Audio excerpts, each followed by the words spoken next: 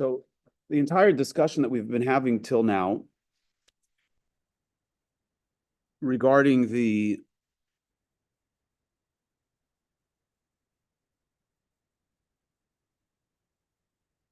power of the mitzvah, giving us the ability to transcend creation.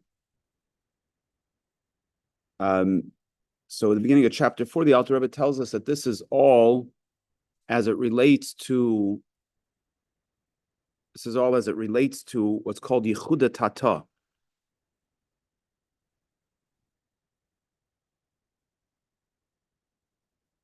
Yehuda Tata is the experience of, literally it means the union from below, or the lower union. The idea is that in our relationship with God, there's two movements. There's a movement from below to above, and there's a movement from above to below. The movement from below to above makes us the yesh, the something, and God the nothing. We are something from nothing. Nothing, not because, God forbid, it doesn't exist, but nothing because we have no comprehension of it. We have no grasp of it. But if we look at it in truth, God is the true something, and we are the true nothing. God is the only something. And our whole existence is absolutely and totally dependent on God, and therefore it's not real in a sense. Of course, it's real. The Torah says that God created the heavens and the earth, but it's not real in the sense that it doesn't have its own existence. And our whole objective is, in terms of from the lower vantage point, is in our self-consciousness, in our self-awareness, in our somethingness, to bring down divine revelation, right? That's the objective. When we do a mitzvah, we bring down divine revelation into our somethingness. So that's what he's saying, that everything we spoke about until now is as it is in the somethingness of the lower reality.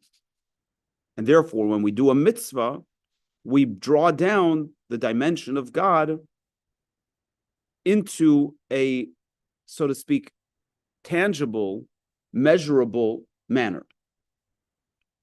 However, when it comes to Torah study is different. Our sages say that Talmud Torah Keneged Kulam, the study of Torah, is equal to all of the commandments. This is a Mishnah that we recite every morning.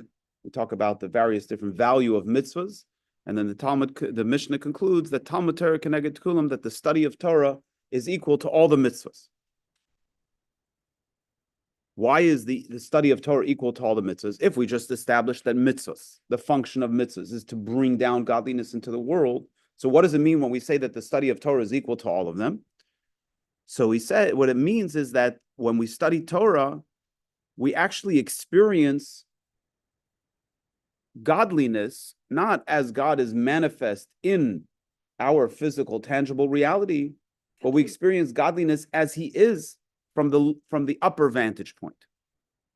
In other words, we are consumed into the true somethingness, which is godliness.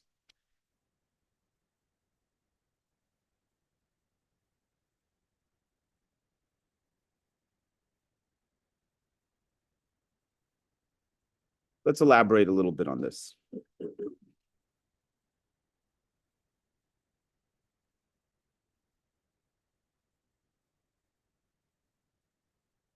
When we do a mitzvah, we are taking a physical object and we're fulfilling God's will with the physical object. So in order to fulfill God's will, we have to take an object that has its own identity. And that's really a lot of what we focused on earlier on in the Maimer, in the discourse, has been this notion that we have a self-consciousness that's born from God's speech, right? That's born from this process of tzimtzum that allows for us to think of ourselves as something independent. And the reason why that's necessary is because we have a job to do. And in order to do our job, we have to have a self-consciousness. So anytime we do a mitzvah, by definition, we're operating as a physical human being. The goal is to completely bring our total dedication to Hashem in that experience. In other words, we recognize that my whole existence is only the divine energy that sustains it, and therefore I should be utterly and totally dedicated to God. And therefore, when I do a mitzvah, I become a conduit for divine light. That's great. That's in its most extreme. But still, even in that most extreme, it still requires me, the person, to do the mitzvah. God created me different than he created you.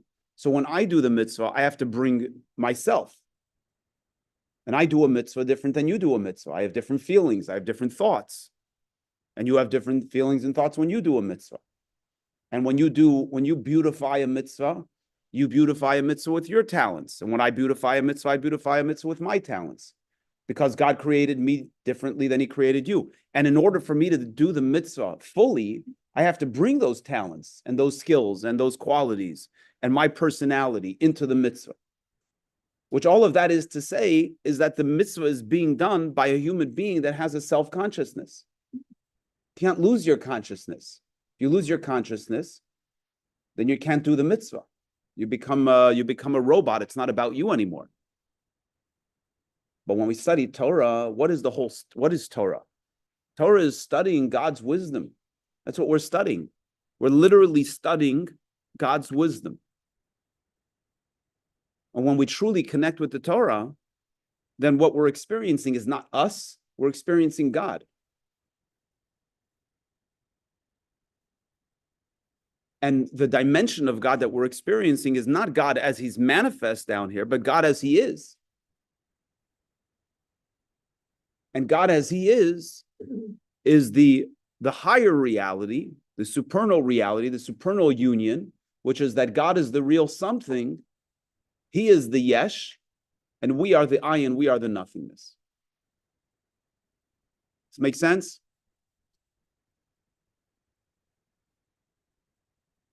Any questions on that? You got it. You got it? All right. Beautiful. 48. This is the meaning behind who can count the dirt of Yaakov, which Bilam says in his prophecy. Who can count the dirt of Yaakov? What does it mean, dirt? As we said before, dirt versus sand. Dirt is where it's clumped together. Sand is where the particles are fragmented. And as we discussed, why are they fragmented? They're fragmented because there's less divine consciousness there, right? The water absorbs the moisture that's in the earth, and therefore it's more disconnected.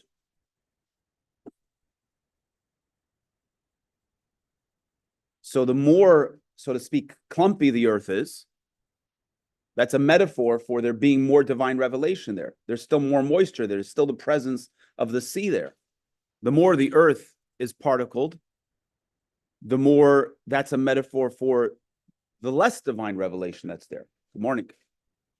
Right? And by the way, this is true, as we discussed, this is true in everything in life, right? If life is fragmented, it's the nature of life.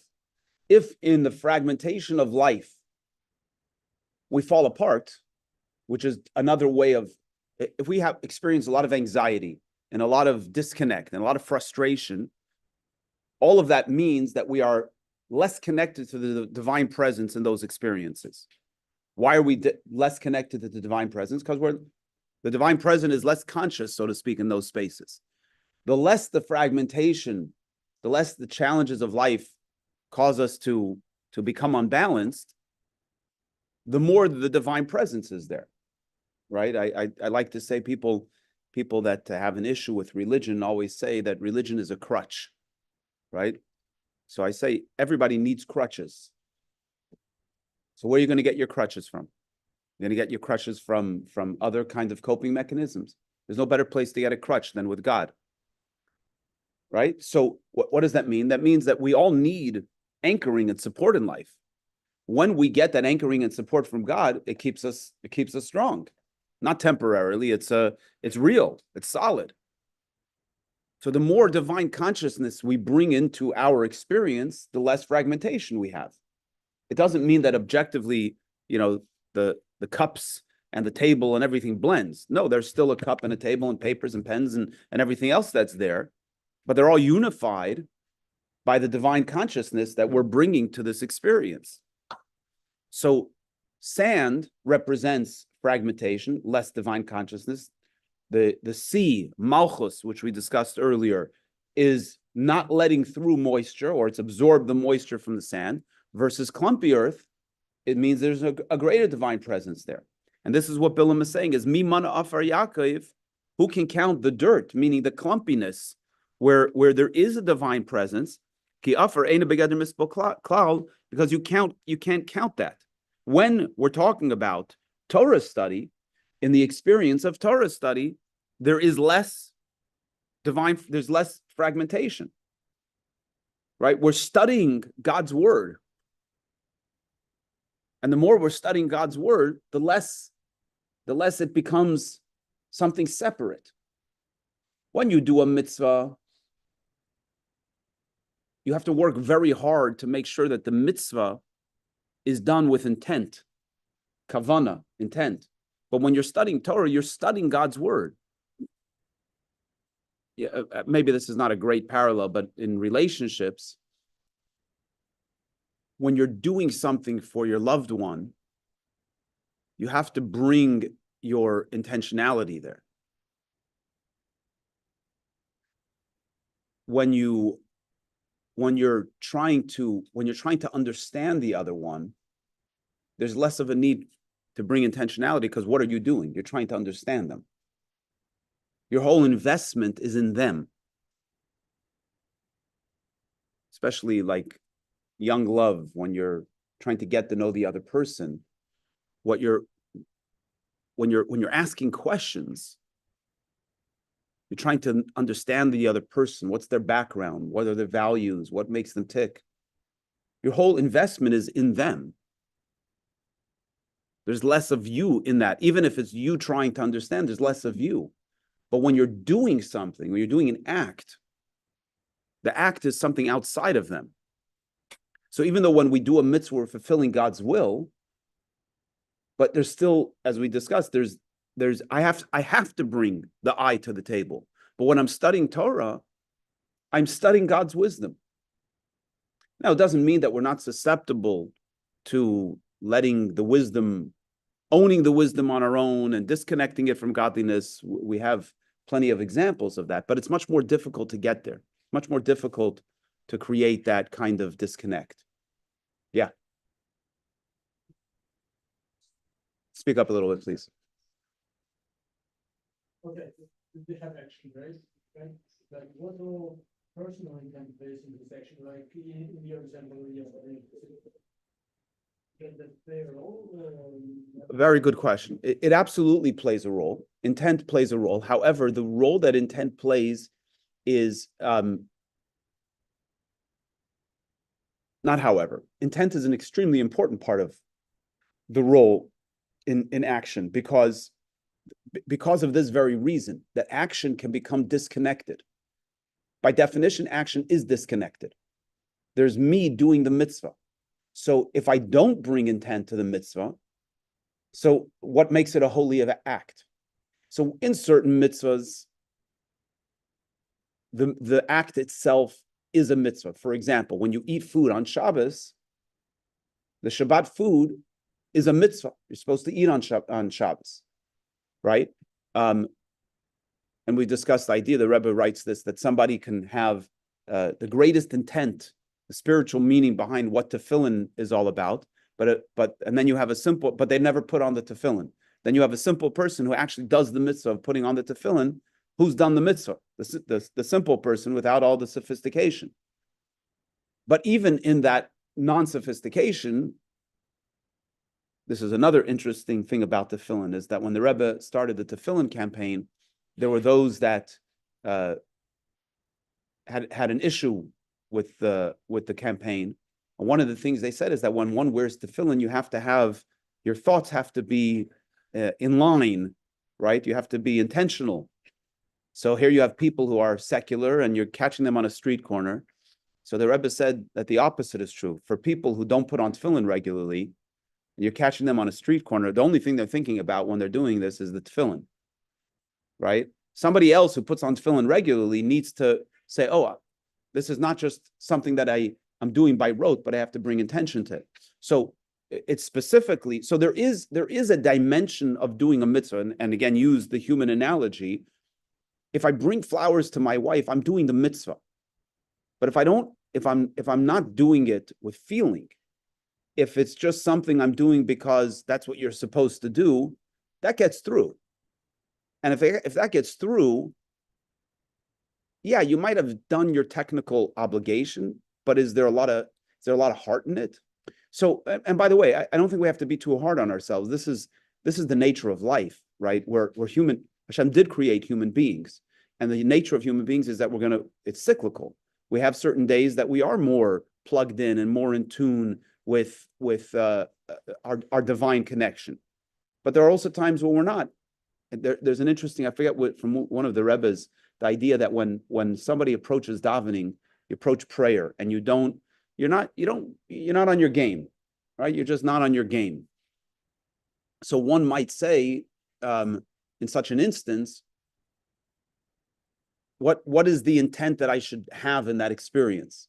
And the answer is, the intent you should have in that experience is that I am standing in front of God as a child to a parent, or a subject before a king, and I'm offering prayer. And we actually say this at the end of the Amidah. We say, may it be your will, may it be pleasing before you, the meditations of my heart. Right? I'm not that smart. I don't have it all figured out. But God, you know what's in my heart. Take what's in my heart and consider that a prayer, right? So, but that's also intent, right? All of that's intent. So there's layers with intent. But at the core of it, there has to be a recognition that I'm doing something that's fulfilling God's will. So that's where the intention comes in. And the more intention, the more connected the act is. With Torah study, the point is that there also needs to be intent, right? I'm studying God's Torah. But even if I don't have intent, what am I actually doing? I'm studying God's wisdom. I'm bringing God's wisdom into my being. And that's the point Alter Rebbe is making here, is that when we study Torah, we are experiencing God as he is on a higher dimension. By the way, part of the intent in Torah study is so that we're conscious of what we're experiencing. But regardless, when we study Torah, we're bringing God into our being, and the higher dimension of God's revelation.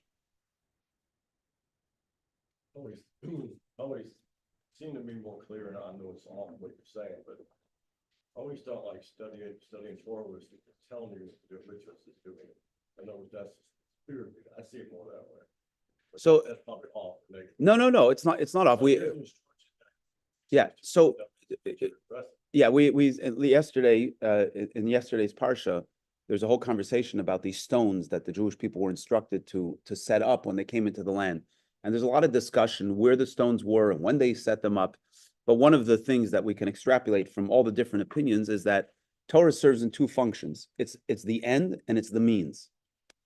There is a dimension of Torah that is just about the fact that it's God's wisdom. And there's a dimension of Torah that's about teaching us how to do the mitzvahs. But for example, there is a mitzvah which we had a few weeks ago, I think 2 weeks ago or 3 weeks ago. It's called the rebellious son, right? This Torah tells us that you have a young child is at a certain age, and he steals money from his parents, and he goes and he buys. He steals meat and wine, and the meat is raw meat, and the wine is not aged wine, and all kinds of this stuff. So the Torah says that you put this guy to death, put this kid to death. Why? Because he's going to turn out to be a monster, right? This is what it says. So the Talmud has a whole discussion about this mitzvah, and there's so many conditions that we extrapolate that the Talmud concludes that this mitzvah, this instruction never happened and never will. In other words, it's not possible to actually meet this out. So then the question is, why does the Torah give the mitzvah? If you can't do this mitzvah anyway, why is the Torah giving the mitzvah? The answer is because, good morning, because to tell us that the Torah is not just about instruction on how to do the mitzvah. In other words, here's a mitzvah that you can't do, and we study it anyway because there's a value in Torah study as internalizing God's wisdom. And there's plenty of lessons to be learned from it. There's messaging in there, but on a basic level, Torah serves both functions. It is both an end unto itself, which is that we are connecting with God through the study of Torah, and it's also an instruction on how to do the mitzvahs.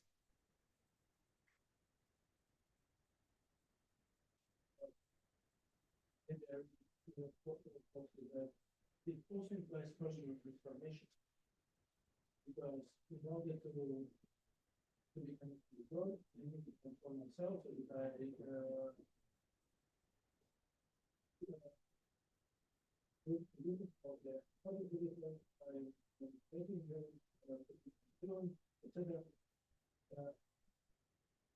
might not be invisible, I think it's visible, but it's something invisible. Yeah, so again, I think we one of the things that we have in our modern times, so to speak, a lot of the psychology that's out there, is that we have capacity to hold two truths at the same time. And what you're saying is 100% correct, but there's another truth. In other words, and it goes to this point as well. There are two truths. Torah is an end unto itself, and Torah is also a means to an end. Torah creates transformation, and one should study Torah with the intention of creating inner transformation. But Torah is also, just by virtue of studying it, creates a connection between us and God. So both things are true. The more we bring ourselves to it, the more we refine ourselves, the more we receive. But even if we don't bring ourselves and we don't refine ourselves, we're still connecting with God. So there's an ideal way, but the ideal way, it's almost when you start talking about the ideal way that you actually move away from the core. It's understandable, right? But you're moving away from the core. The core is we're connected. We're going to, in a few weeks on Simchas Torah, we'll read the last Torah portion. And the very last words of the Torah are, the Torah is praising Moses, and it says that he performed all these wonders before the eyes of all of Israel. Last words are, Le'enei kol Yisrael. And Rashi quotes from the Medrash there that God, the word Yisrael is what did Moses do before the eyes of all of Israel? What is the wonder that Moses did before the eyes of all of Israel? What do you think it was? Okay, but he broke them. Huh? So no, you were right.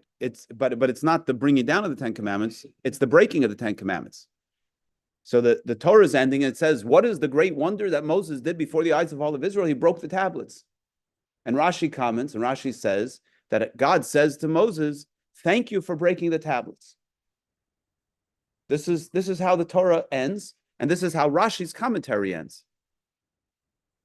And the Rebbe once gave a talk. The Rebbe cried a lot in that talk, and the Rebbe said, like, you know, what's this all about? This is how we're ending off the Torah. So the Rebbe said something powerful. He said that Moses demonstrated something for God, and in turn for us. What did Moses do by breaking the tablets? Back there, when in the portion where it breaks the tablets, the Medrash explains the following: that Moses says to God, this is a marriage contract between you and the Jewish people. And without a contract, you have no claim against them. In other words, where is your relationship with the Jewish people? Is it dependent on what they do or don't do? Or is there a relationship that transcends the actions? Are we connected to God because we fulfill God's commandments? or are we inherently connected to God? And the answer is we're inherently connected to God. Yes, the relationship is lived in the actions. But when a Jew doesn't do the actions and maybe even worships a golden calf, does that mean that's where the relationship ends?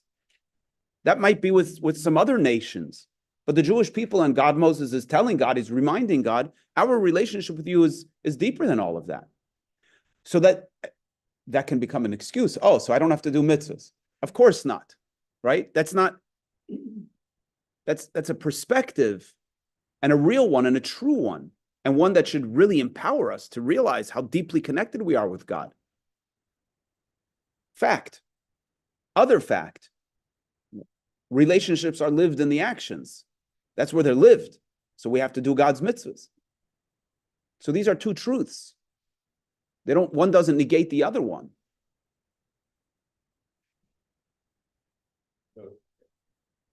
So I know I'm taking like more on a human level, not the holy level. That's where we live. Well, if you're in that role and you're seeing that, for me, it's like God puts Moses on a mission. He gives him this contract. And these people he's supposed to deliver it to. But it's not working. So he's putting them in a no-win situation. That's all I'm saying. At that point. So it's like, you give me do this, and this, and this. You know why? I don't see why else he would have So let's sin's not enough. yeah. So let's put ourselves in Moses' shoes as a lover of his people and seeing the true essence of the Jewish people. He comes off the mountain. He sees what's going on, and he immediately sees that they're broken. He sees that they're acting from a place of loss. They're not bad people. They don't want to defy God. They're feeling helpless. That's where they're acting from. So immediately he turns to God and he says, keep your eye on the prize here. These people love you. They're inherently connected. And I'm going to demonstrate that by breaking the tablets. So you don't have a claim against them on the surface. Right? It's like the teacher calls the parent and says, your kid is misbehaving in school. The parent's first reaction is, yeah, my kid was he had a rough night last night.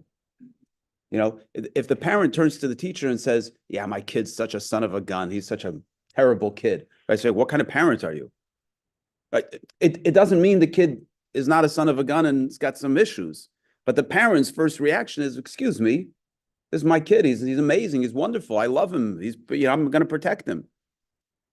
So there's a balance there. And perhaps the whole thing was a setup for Moses to be able to demonstrate this so that we can have this conversation today and realize how deeply connected we are with Hashem. But the people, before he broke it, did the people hear his message, or is him just seeing what they're doing? And then some saying, you understand, it's a big difference. Yeah, but I think I'm going to bring it back to the human relationship, right? When do we know how much we're loved before we mess up? Oftentimes not. And it's only when we mess up that we receive forgiveness that we realize how much we're loved. So, and that's unfortunate, but that's the reality of life, is that oftentimes we don't get the message until we screw up, and then we push through it. We're sitting here in Jeff's place, and one of the things that you find often with people in recovery is that they went through hell to get to their place of recovery, and many of them will tell you that they are so grateful that they had this challenge in their life, because who they are as people would never be without going through that darkness. And I think we can all relate to that on a much smaller level. Yeah, we prefer not to have darkness, but who we are today and the richness of our lives today, with all of its challenge, only comes through the darkness that we experience. All right, let's continue. So this level is the level of Torah study, because it's the actual will of God. And therefore it is the union, the upper union, the supernal union, which is truly becoming absorbed in God's light. Again, remember, I shared this idea at the Kiddush yesterday, that it says Yesterday we celebrated the birthday of the Baal Shem Tov and of the Alter Rebbe, the first of the Chabad Rebbes who wrote this discourse. And there's a saying from one of the Rebbes that the Baal Shem Tov brought light into the world, and the Alter Rebbe elevated the world to godliness. These are two different experiences. Bringing God's light into the world means there's a world and God's light is permeating this consciousness. Elevating the world to God is allowing ourselves or bringing ourselves to become absorbed in God. We're becoming absorbed in God's presence, in God's consciousness. That's the higher union. The higher union is becoming absorbed in God's consciousness. When we do a mitzvah, for the most part, we're bringing God into the world. When we study Torah, we're becoming absorbed in God's consciousness. And here he calls it v'yichud Chabad b'Chabad. This is the union of our Chachma Bina Das, our intellect, which is the highest dimension of the person, into God's intellect, so to speak, anthropomorphically, which is the Torah's wisdom. So we create this union of the highest dimension of the human with the highest dimension, so to speak, of God. And it says that the Mishnah is like a queen.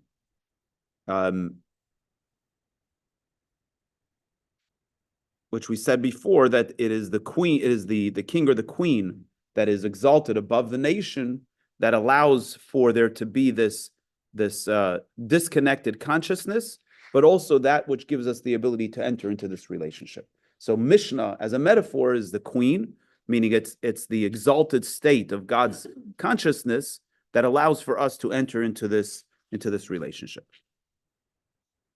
So it is both, as we said, mispar. It's in the level of counting, because as he says, who can count the dirt of Jacob? On the one hand, it is counting because it's tangible through the mitzvah, but it's also not countable when it comes to Torah study. Because as we said, that when one is engaged in Torah study, we become absorbed in God's infiniteness. So these are the two dimensions. On the one hand, it's countable. That's when we're doing a mitzvah in the physical consciousness where there is fragmentation and we're in touch with the fragmentation. And then there is the non-countable, which is when we become absorbed in the divine consciousness. 51. So what does Bilam say? He says, Mi Manah Afar Yaakov. Who can count the dirt of Yaakov, of Jacob? He doesn't say who can count the dirt of Israel. That's what he says in the second half. The first part he says, Mi Manah Afar Yaakov. Why Yaakov? Why Jacob?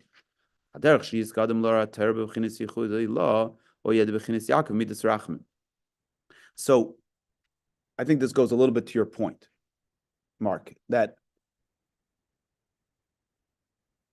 in a sense, there's a built-in structure. And that is that when we study Torah, we are connecting with God. But how much we connect with it is somewhat dependent on us.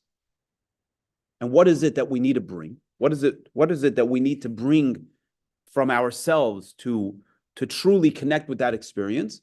That is the dimension of Jacob. What's the quality of Jacob? So we know that Avraham is chesed, Abraham is kindness, Yitzchak, Isaac is gevura, discipline, and Yaakov is tiferes, which means beauty, or in emotional expression, it's compassion, harmony, right? Kindness is one extreme, discipline is another extreme. When we bring them together, we have compassion or harmony, which is beautiful. What does that mean? So what we have to bring this compassion to ourselves. What is this compassion? So he explains.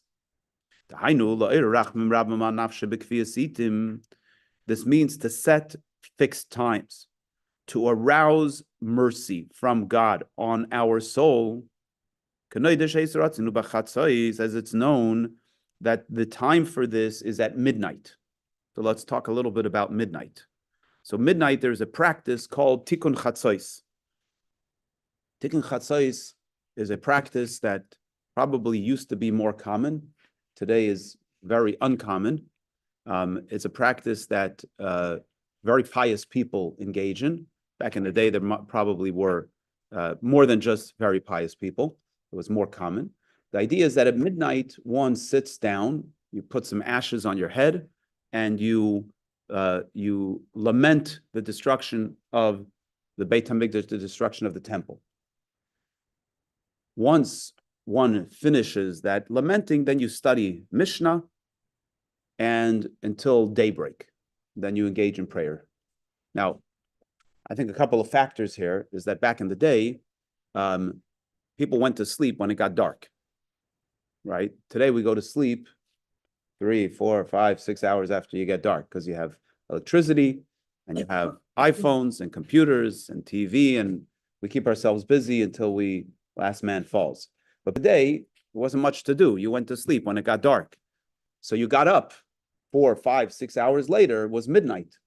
You got up at midnight and you did your you did your tikkun chatzos, you'd offer this prayer. Okay. But what is the prayer in and of itself?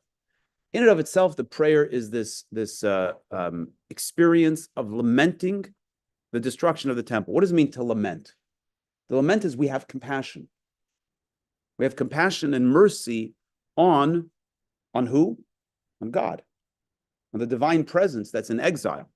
That's what we're lamenting when we cry over the Beis HaMikdash. And even if maybe we bring a little bit of ourselves to the table, where we're crying for what we are losing out, what we've lost, right? Even that is a very profound experience. It's a loss of what our soul misses out of not having the Beis HaMikdash, of having the temple. So this is what he says. To arouse mercy from Hashem on our soul at the time of midnight. Also during the time of prayer. In the Amida, in the prayers, we have plenty of psalms and passages that express verses of compassion and mercy. Like we say in the blessing that introduces the Shema, we say, Avinu av harachman, our Father, our merciful Father, Rachim aleinu, have compassion upon us, right? So what is or we say, V'hu rachum yechaparav, and He is merciful, He forgives iniquity. We're going to say a lot of that in the coming weeks, right? So this idea of mercy, of compassion, is verses that are not here just to offer lip service to God, but we're actually offering a request, a prayer, that compassion should come upon us. Vazai, and then when we are saying these verses, that is a fitting time for us to bring this mercy upon ourselves. This is the attribute of Jacob. Yud Akev. Right? The name Yaakov is made up of two parts. The Yud is the first letter of the word, and the rest of the word is Akev, which means a heel. What is this idea? Yud. What we're having compassion on is the Yud. What is the Yud? The Yud is the Yid. The Yid, the spark that's inside each of us, the godly soul that lives inside each of us, that's the Yud of Yaakov. What happened to the Yud? What happened to the soul, the spark of godliness? It came from this extremely high place, and it descended all the way down into this lowly place that we're calling a heel, the heel being the lowest part of the body. So if we look at what's going on inside of us, we have this godly soul that landed in this very lowly place. That should awaken profound mercy. It should awaken a compassion from us to our soul. Right? If we pause for a moment and think about the soul that's inside of us, the journey that it took to get here, and now the soul lives inside of our body, and it's subjected, even if we do everything right, it's subjected to the body's needs and the body's interests, right? Even if we do everything right. I can go on, but I think you get the gist, right? You can have this conversation with yourself as you pray before you go to sleep at night, when you say the Shema, and just awaken that mercy on your soul that came into this body, and And then what do you want to do as a result of it? Right? You want to help it out. You want to help the soul out. You don't want the soul to suffer. You want the soul to feel connected, excited, joy. Right? So this is why, specifically when it comes to the fragmentation, Bilam uses the word Yaakov. Who can count, so to speak, who can count the fragmentation of Jacob, to recognize that when we have compassion, again, back to your question, when we have compassion on our soul, the result of that is it moves us to want to show up in the relationship differently. There are some really beautiful discourses, especially discourses connected with this time of the year, that help us navigate this. Because we say to ourselves, God, the highest expression of godliness on this earth is the soul. Before the soul came down to this earth, it spent time, it was part of God. And its whole consciousness was a divine one. And it comes into a body, and it has to think about bagels and cream cheese and lox. At best, right? It's got to think about hygiene. It's got to think about bodily needs. And then it also has then by virtue of the body, it also has temptation. Right? You think about it, oh my gosh, you got this body is schlepping the soul, telling, let's go do a sin. Let's be angry. Let's be anxious. Let's be stingy. Let's be whatever. You say, where does this come from? The soul doesn't, those are foreign ideas. It's so counter to the identity of the soul. In fact, the soul's whole identity is, I got nothing. It's just God. And now we live in this real tension, which, by the way, is real. It's a real tension. Any discomfort that we feel is a tension between these two realities. So instead of helping the soul, what do? We further exacerbate it. We nurture our anxiety. We nurture our sluggishness. We nurture all. I don't mean to be critical. I'm saying it's like that's the nature of the human being. So what we want to experience equilibrium. We want to experience God. That's what we want. Right? We all want to shed the discomfort. We find other ways to do it, but that's what we're trying to do. We're trying to shed the discomfort. So what he's telling us is the way to shed the discomfort is by leaning into God. Study Torah. Allow yourself to be absorbed in the divine consciousness. The more we can do that, the less there are places that are void of that godly presence. So if we just study Torah without this thought process, we say, great, this is beautiful information. It's great stuff. By the way, even if we study Torah to teach us how to do a mitzvah, that's a step up. But it's still not necessarily about compassion for the soul. When we approach the Torah study and we say our poor soul just wants to have God's embrace, that's all the soul wants. It just wants to feel God's love and feel God's embrace. We spend so much time with the schlepping the soul away from the godly embrace. Let's spend some time with God. That's what God wants. He wants to spend some time with us, right? So that's Jacob. That's the compassion that if we take the time to meditate on it, then when we show up, when we study Torah, then we're truly connected. Then our soul experiences that because the body becomes part of that conversation. The body becomes part of that experience of the soul being absorbed. Between the body and the soul. No direct, there's no direction. It doesn't sound like there's a natural, it's created, so there's no natural, no natural. They don't know what, in other words, it's almost like so they're foreign to each other, correct? There's no. They're opposite tensions. Yeah, there's also no mediator. Yeah, so So the Alter Rebbe talks about this in Tanya. This is actually, if you want to break it down, this is the core of Tanya. The Alter Rebbe tells us, he sets the stage for us to help us understand these two polar energies, one pulling in different directions. And he tells us that there's something called the intellectual soul. The nefesh hasichlis, the intellectual soul, is the mediator.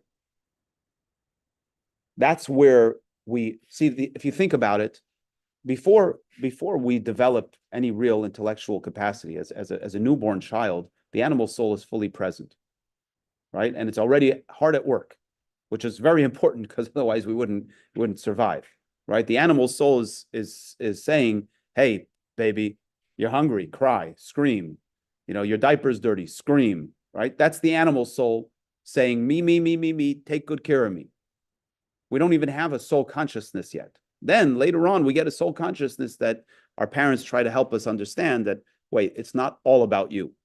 Tap into that godly soul that's inside of you.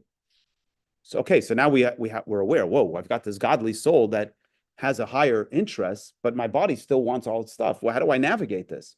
Oh, come in the intellectual soul, the nefesh hasichlis. The intellectual soul comes along and says, okay, I understand you want that body. Let's have a conversation about this. What's going to make you feel best? Using that drug or that alcohol or engaging in that unhealthy triggered behavior, that's not ultimately going to help you feel best. You want to feel good? Live higher. Take a shower, eat the food, take care of your hygiene, but do it so that you bring meaning into your life. And sometimes that intellectual soul has that influence, and sometimes the body is stronger. And we spend a whole lifetime on this up and down, trying to grow and trying to understand more deeply and trying to connect more deeply with the soul part of us, so that will ultimately overflow and influence the body to want to go along. So it's not all hope is not lost, but it is quite a challenge. It's a battle. So I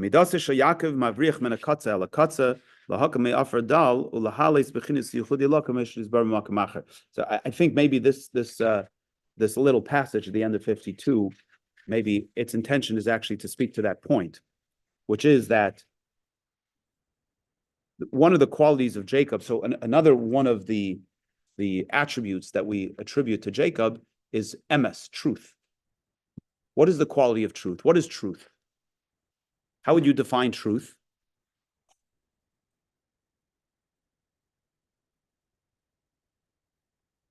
What sets truth apart from falsity?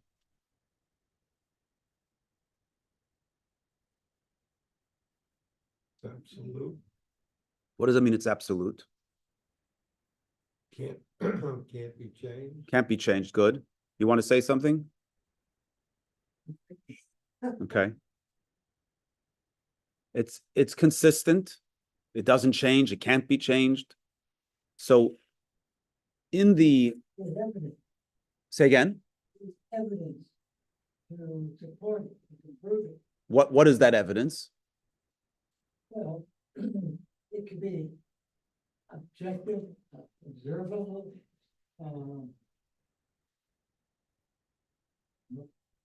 So there's an interesting thing. It says in the Mishnah, a mikvah, a ritual bath,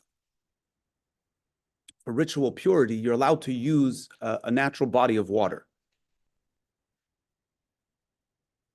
So but the Mishnah tells us certain bodies of water that are not permissible for use. And one of them is called Nahares Hamachazvin, which means false rivers. What's a false river? So the commentaries tell us a false river is a river that stops flowing once every 7 years. In other words, if once in 7 years the river stops flowing, then that is not a kosher mikvah. Why? Because it's false, meaning that truth is consistent. Truth doesn't change. A mikvah, which is a place of purity, has to be plugged into a natural source of life, which is godly life is truth. Okay, so something that's true is consistent. So in the Mishkan, in the tabernacle, the portable temple that the Jewish people carried in the desert. So there were the walls. The walls were made up of beams, crushim, and they were held together by sockets at the bottom. And there were also poles that there were rings, and there were poles that went through the rings. Then in the middle of the beams, in the very center of each beam, there was a hole. And so there was a hollow that went straight through the walls. And there was a pole that went through this hollow. The verse in the Torah that's quoted here is Mavriach min hakatza el hakatza. The connection went from one end to the other. And our sages say that this was a miracle, that they put the pole in and the pole miraculously turned at the corners and came back around. It wasn't three poles, 1, 2, and a third, but it was one pole that went all the way through. It was a miracle. In Kabbalah, Yaakov is identified with this pole. Because what's the nature of the pole? It goes from one end to the other. Meaning, if this idea of compassion is the true approach of Jacob, then it will manifest itself in every aspect of our lives. If we bring compassion, we spoke about this also yesterday in services, is that we don't necessarily take the time to really awaken that compassion on ourselves. We're so busy in output. If we took the time to actually spend time with ourselves, to really focus on that compassion, it's transformative. Compassion for yourself, not for somebody else. Understand that situation. For your soul self. Yeah. By the way, when you have compassion on your soul self, you have compassion on others. It's much easier to have compassion. It comes much more naturally. It's true in pretty much everything. If we love ourselves, we can love others. If we respect ourselves, we can respect others. If we have compassion on ourselves, true compassion, not egotistical compassion. I deserve this, I deserve. No, this is my poor soul.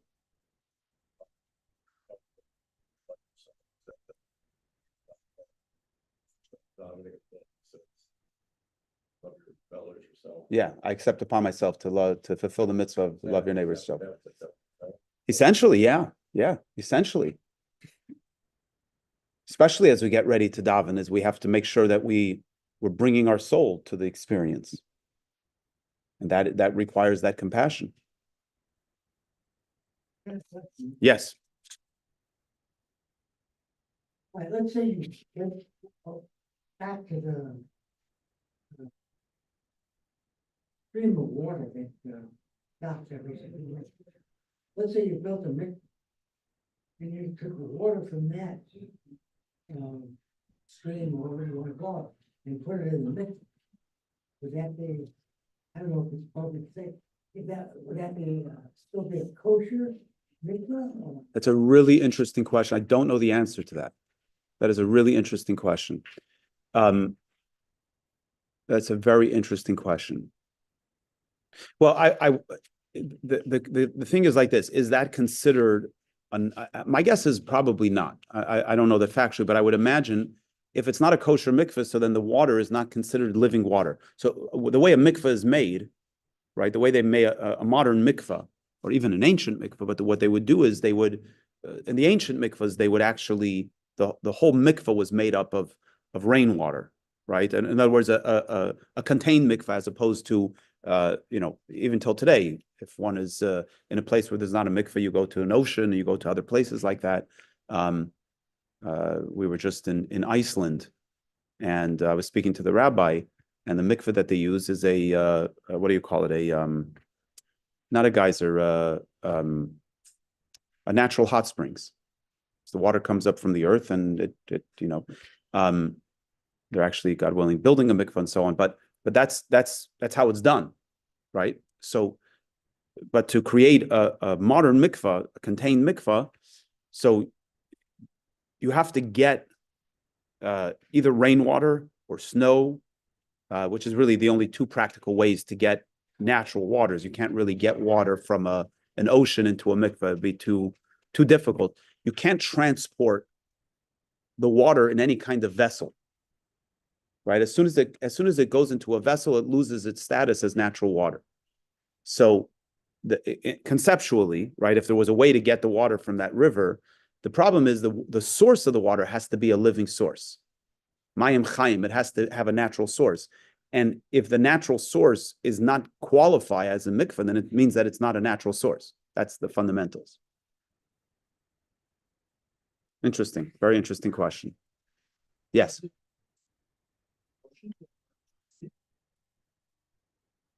I've not seen that. It's not a preferred manner of going to a mikveh, especially in modern times. But I would say even in ancient times, if you look back, if you go to Israel and you see, different places where they've discovered ancient ruins of mikvahs, none of them are on the sea. They're all in towns, and they're there's an interesting type of mikvah that you have this in Tzfat, and we actually saw one in the Judean hills, where there's a natural flow of water down the mountain, and then they built a structure to capture that water. But the water also continues, so it stops in this mikvah, and then it continues to flow down. Usually those mikvahs are very cold, because there's no natural. Otherwise, 100% waiting on the rain. I just leave it for 5 years. Yeah, I wonder if maybe they actually did that. They drew a trench from the stream to a mikvah. Yeah, I wonder. It's possible. Anyway, okay, let's finish up the mimer. We've got 3 more short paragraphs. So before I read further, I think that this is a very critical point. Again, I think it's been a little bit of a theme of today's discussion, which is that there are 2 truths, and they don't negate each other. If you've ever studied Pirkei Avot, Ethics of Our Fathers, Pirkei Avot is very interesting in that you read one Mishnah and you feel, wow, I'm so special, I'm so powerful, I'm such a fortunate person. And then you read the next Mishnah and you say, man, I got to get my act together. And you read the next one and you say, wow, huh? Yeah, well, maybe it comes from the Mishnah, right? It's in other words, the Mishnah says, if you've done good, don't keep credit for yourself, because this is what you were created for, right? I call it a downer, right? It's a sobering Mishnah. But then the Mishnah says you are dear to God, that He called, you're so special that God called you His dear ones, right? So you have these Mishnahs that go back and forth. And I think the Mishnah is basically telling us that there are truths, there are multiple truths that are consistent, and we have to lean on the different truths depending on where we're going at a certain time. Are we leaning too far to our self-interests, or are we becoming too lost in the spiritual clouds? So it says like this: Achamur Azal, our sages say that we just talked about how great Torah study is, right? That the Torah study allows for us to become absorbed in the divine consciousness. But our sages say that whoever occupies themselves in Torah study, but does not do mitzvot, he doesn't even have Torah study. Afilu Torah ein lo. In other words, his Torah study is not considered of any value. You want to be a great Torah scholar? You got to also do the actions. You can't have just one. Why? Because as we discussed, Torah study brings us into the divine consciousness. The mitzvahs bring the divine consciousness into this world. We need both. Huh? Right. So there would be no point of Torah. Right. So the dimension of Torah is that it's a means to an end, would be pointless.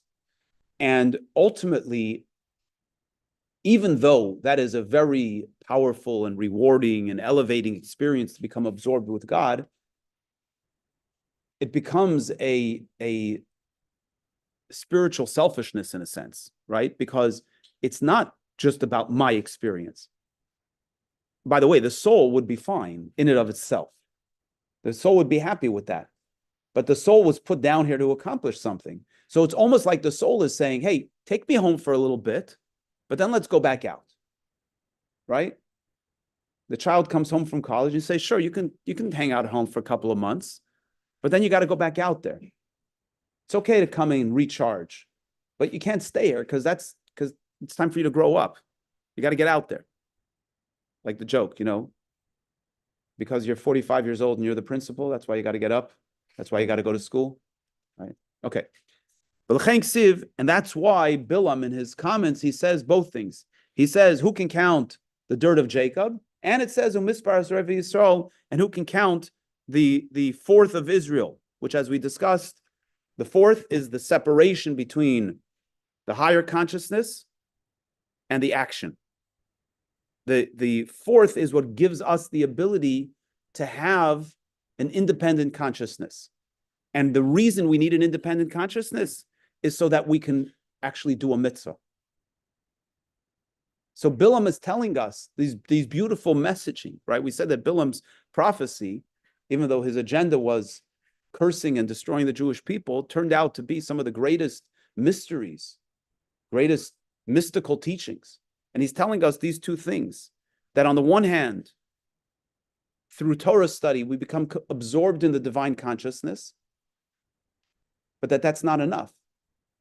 That God also created the world in a way that we have a self-consciousness so that we can do the actions that only we can do as a human being. Souls can't do it. Angels can't do it. Only we as human beings can do these mitzvahs, these actions in this world.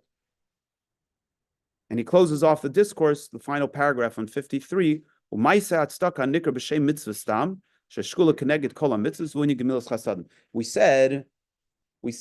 that Torah study is equal to all the mitzvahs. So in the Torah study column, right, Torah study is at the highest. But in the mitzvah column, the mitzvah of tzedakah is the greatest. Why? It says that the tzedakah is equal to all the commandments. And he doesn't elaborate on here why tzedakah is the greatest. There's a lot of different reasons. One of the reasons that tzedakah is the greatest mitzvah is the act of tzedakah is an act of selflessness. When I do a mitzvah, I get something out of it, meaning I get the experience. I'm enjoying the mitzvah, at least potentially, right? I put on tefillin, I feel connected to God. I put a mezuzah on the door before I go out. I kiss the mezuzah. I feel God's protection. The mezuzah does protect. I light Shabbat candles. I feel the warmth of the candles. When I give tzedakah, I'm taking something of mine and I'm giving it away. And the Alter Rebbe elaborates in Tanya very powerfully that you're actually taking a part of yourself. It says it's very interesting in ancient times, people would fast a lot as a way of cleansing and purifying. And already 250, 300 years ago, the Alter Rebbe writes that this is not a practice for our times anymore because our bodies aren't as healthy as they used to be. We're not as strong. So fasting as a common practice, we fast 5 times a year, but fasting as a common practice it's not a preferred way of penance. So what's the preferred way of penance? He says, give tzedakah. Replace the food that you, instead of not eating food, give the value of those meals to charity. And he explains the following. He says it actually does the same thing as fasting. What happens when we fast? We burn fat. We literally offer, so to speak, a part of our physical body as an offering to God. Literally, a part of our body becomes diminished, burned up, so to speak, in the offering. Money, we earn money. So we, in a sense, the money that we have is an exchange. We put out physical energy, we put out physical time, and in exchange for that, we get money. So in a sense, the money replaces the energy that we put out. Even if we receive money as a gift, we have the opportunity with that money to buy food, to buy our luxuries. We can buy with that. So when we take that money and we give it to tzedakah, we give it to someone in need, we're taking a part of ourselves and giving it away. And in that act, we're demonstrating in the most profound manner the idea of a mitzvah. Mitzvah means commandment. A commandment is God's will.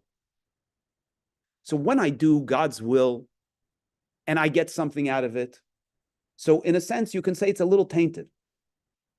But when I do God's will and I don't get anything out of it, right, then I'm truly fulfilling God's will. I'm truly in union with God.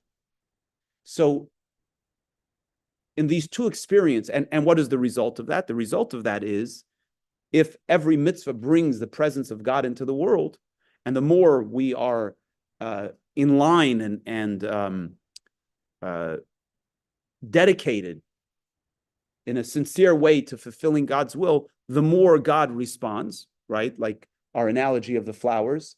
If you bring the flowers truly with love, then you evoke a true response. When we're doing the mitzvah, not because it serves me, but because it's God's will, we bring God's consciousness even more so into the experience. So when we do the mitzvah of tzedakah, we truly give of ourselves to God. That affects the purpose of the mitzvah in a greater measure than any other mitzvah. So this is the core messaging of this discourse, that we have these two realities that make up Jewish life. One is the study of Torah, and one is the observance of mitzvahs. And they're both absolutely necessary because they accomplish two things. The study of Torah elevates the world and elevates us into the divine consciousness. And the act of mitzvah brings the divine consciousness into the world. This is Bilam's praise of the Jewish people, and it's a very fortuitous to end this a week and a half before Rosh Hashanah to remind ourselves of what our identity is as a Jew and to connect accordingly. We are going to have class next week. We're going to do the mystical view, the Kabbalistic view of Rosh Hashanah and the high holiday season. So stay tuned for a text around that. Any questions? Yes.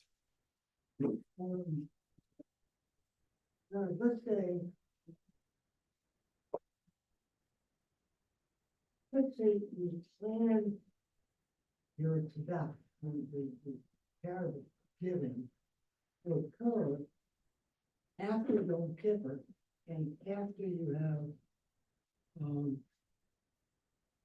not, oh yeah, you pledge to make a contribution, but it's not an oath. In a sense, you get 2 for 1. Why should you get 2 for 1? Why should you get 2 for 1?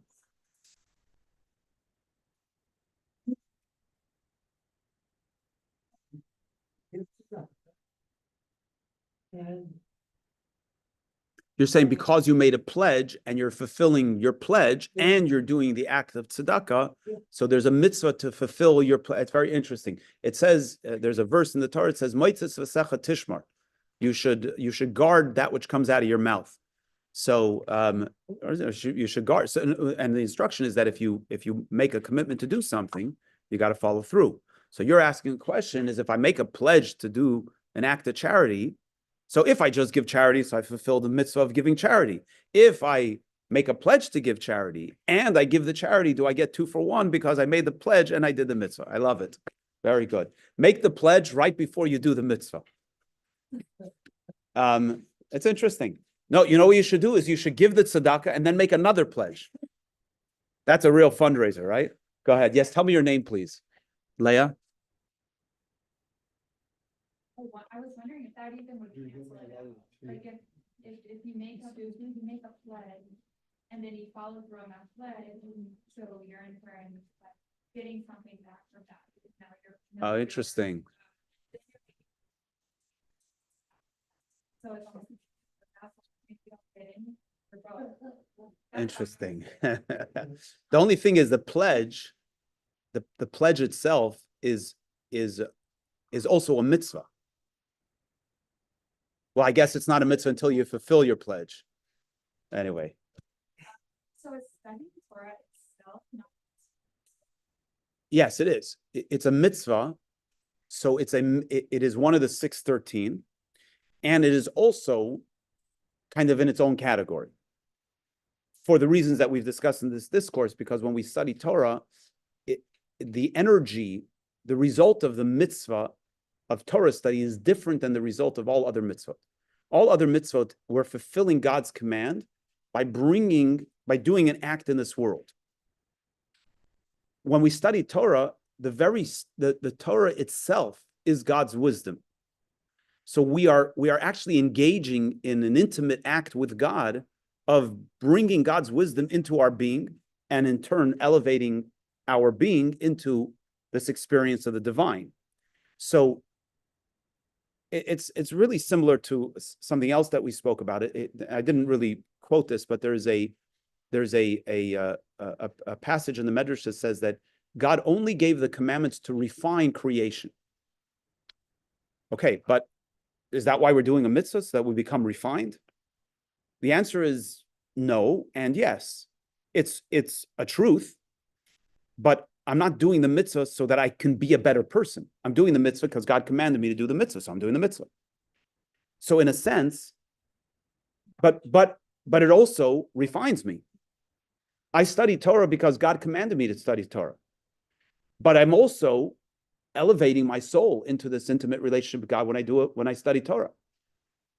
When I do any mitzvah, I'm bringing godliness into the world. But when I do the act of tzedakah, I'm bringing godliness into the world even more so. So there are all these truths that don't negate each other, that we have to hold together as part of the total experience.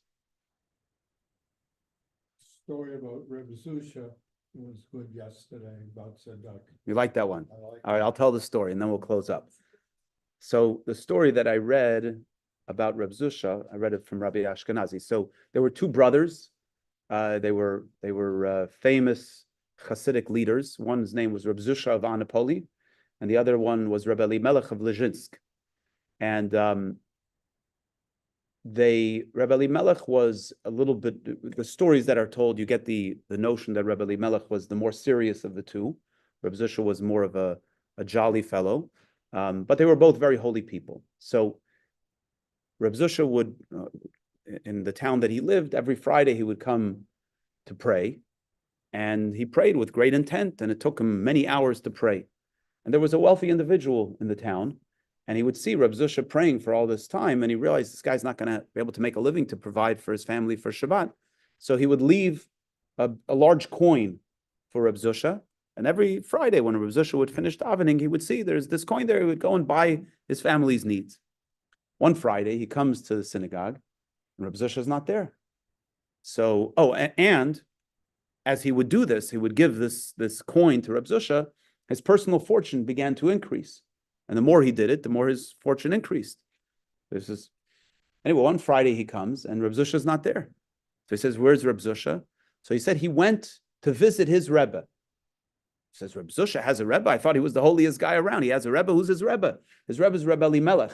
He says, oh, if I'm getting this return with Reb Zusha, I should go to Reb Elimelech. It's going to be an even greater return. So he goes to Reb Elimelech. He starts giving Reb Elimelech money. So, and as he starts giving and stops giving to Reb Zusha, and as he's giving to Reb Elimelech, his fortune begins to decrease. And he realizes suddenly what's going on. So he comes to Reb Zusha and he apologizes. He says, I'm sorry, can you forgive me? And can you explain what's going on? So he says, when you were giving me initially, you were giving me because you saw someone in need. And you came to help me. So God saw that you were showing up without judgment, without calculation, so to speak. You were giving of yourself. So God gave of himself. When you came to Reb Elimelech, you started making calculations. What's in it for me? What's the return? And so on. And when you did that, God said, oh, you're already making calculations. Now I'm going to make calculations. So I read this story in the context of an instruction about this idea of giving tzedakah during Elul, during this month in preparation for Rosh Hashanah, that when we're asked to give, or we're feeling this desire to give, to not make too many calculations. It's not our place to calculate. Our place is to give, to be responsive.